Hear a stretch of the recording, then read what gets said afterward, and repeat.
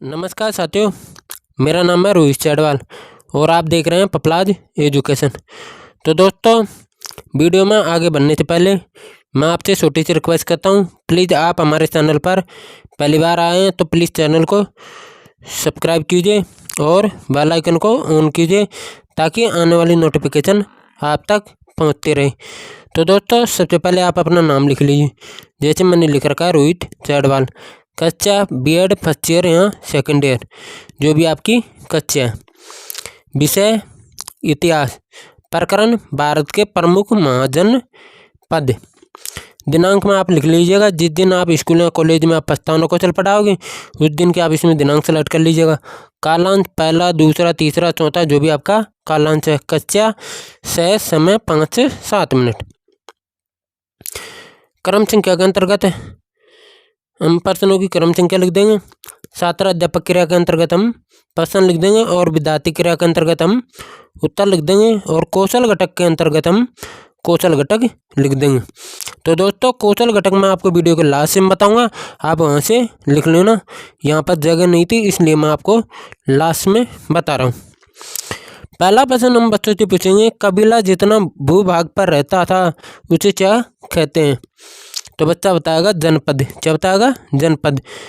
दूसरा प्रश्न हम बच्चों से पूछेंगे, प्राचीन समय में जनपद शासन की व्यवस्था का प्रमुख कौन होता था?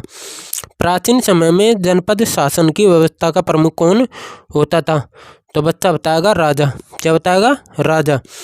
तीसरा प्रश्न हम बच्चों से पूछेंगे, राजा की सहायता के लिए कौन होते थे? राजा की सहायता के लिए कौन होते थे? तो बच्चा बताएगा मंत्री आदि।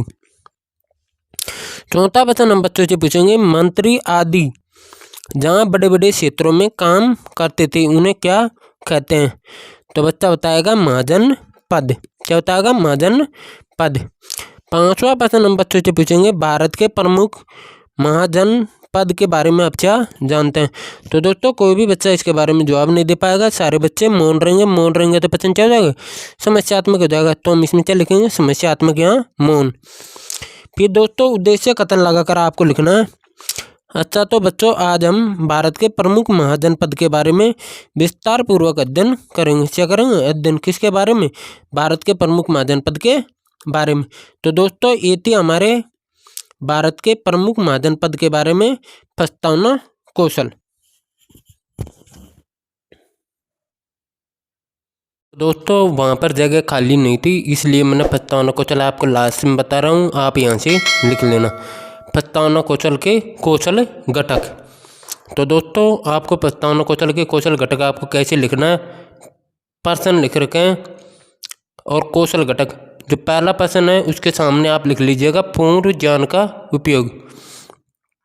दूसरे प्रश्न के सामने आप लिख लीजिएगा क्रमबद्धता। तीसरे प्रश्न के सामने आप लिख लीजिएगा उचित युक्ति का उपयोग। चौथे प्रश्न के सामने आप लिख लीजिएगा विद्यार्थी के उत्तरों का उपयोग। पांचवें प्रश्न के सामने आप लिख लीजिएगा प्रस्तावना की अवधि। तो दोस्तों, इस प्रकार से आप इस प्रस्तावना कौशल को आप प्रश्नों के सामने आप लिख लीजिएगा। तो दोस्तों, आशा करता हूँ, उम्मीद करता हूँ आपको ये वीडियो बहुत अच्छी लगी होगी। तो प्लीज़ चैनल को सब्सक्राइब कीजिए और बेल आइकन को ऑन कीजिए ताकि आने वाली नोटिफिकेशन आप तक पहुंचती रहे। जब तक के लिए जय हिंद, जय भारत। फिर मिलते हैं हम आपसे नेक्स्ट वीडियो के साथ में।